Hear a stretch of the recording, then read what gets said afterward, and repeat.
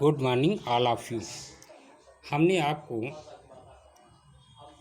पहले हाइगेंस के द्वितीयक तरंगिकाओं का सिद्धांत तथा हाइगेंस के द्वितीयक तरंगिकाओं के सिद्धांत द्वारा तरंगों के अपवर्तन की व्याख्या की फोटो भेजी थी, जिसमें द्वितीयक तरंगिकाओं का सिद्धांत में 3 पॉइंट दिए थे, 1, 2, 3 उदाहरण सहित था। इसको यदि आप ध्यान से पढ़ते हैं तो बिल्कुल क्लियर हो जाएगा।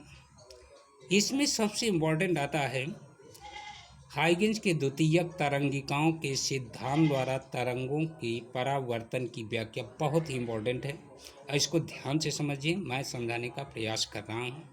देखिए इसमें क्या होता है, x डैश एक परावर्तक पृष्ठ है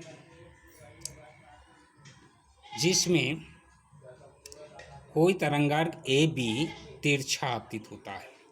t=0 समय पर तरंगार्थ पृष्ठ x डैश को बिंदु A पर स्पर्श करता है जिसकी चाल v है, और तरंगार्थ को बिंदु B से A डैश तक आने में t समय लगता है। जैसे जैसे तरंगार्थ AB आगे बढ़ता है तो वह बिंदु A व A डैश के बीच के सभी बिंदुओं से टकराता जाता है, ठीक। और इन बिंदुओं से द्वितीयक तरंगिकाएं निकलकर V चाल से माध्यम में फैलने लगती हैं। सबसे पहले तरंगार्थ AB पृष्ठ x डैश के बिंदु A को स्पर्श करता है तो बिंदु A से द्वितीयक तरंगिका निकलने लगती है। द्वितीयक तरंगिका जब निकलती है अर्थात तरंगार्थ को बिंदु B से A डैश तक आने में जितना समय लगता है उतना ही समय द्वितीयक तरंगिका को बिंदु A से B डैश तक पहुंचने में लगता है, ठीक। तो अब देखिए, अब ये दो भुजाएं मिल गई हमको, B A डैश, दूसरी द्वितीय A B डैश। इनकी अगर हम दूरी लें तो देखिए दूरी बराबर होता है वेग गुणे समय, तो B A dash equal A B dash हम क्या लिख सकते हैं, VT। ये समीकरण नंबर 1 बन गया हमारा, ठीक। इसके बाद क्या करते हैं, बिंदु A को केंद्र मानकर B A डैश त्रिज्या का एक गोली चाप A B डैश खींचते हैं, ठीक। बिंदु A से इस पर बिंदु A डैश से इस पर ही A डैश B डैश खींच लेते हैं। इस प्रकार हमें दो त्रिभुज मिल जाते हैं, A B A डैश। दूसरा त्रिभुज है हमारा A B dash A dash, ठीक।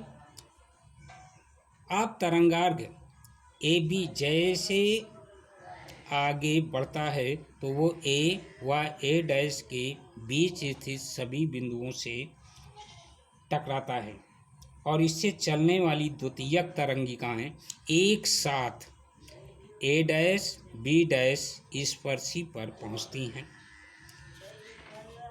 अब देखिए समकोण त्रिभुज A B A डैश तथा समकोण त्रिभुज A डैश B डैश में हम इसे सर्वांग सिद्ध करेंगे। तो देखिए अभी हमें ज्ञात हुआ कि B A dash equal A B dash ज्ञात किया है समीकरण नंबर 1 से।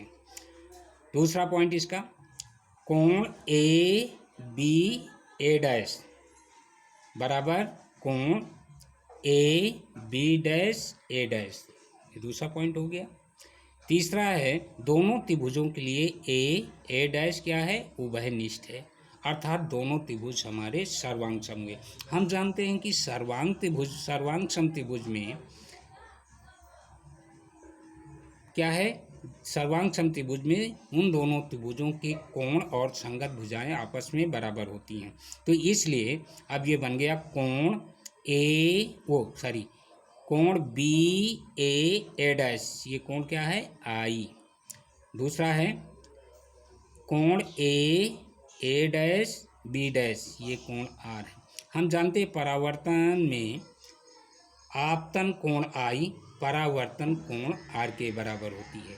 यही हमारा परावर्तन का नियम है। Thank you.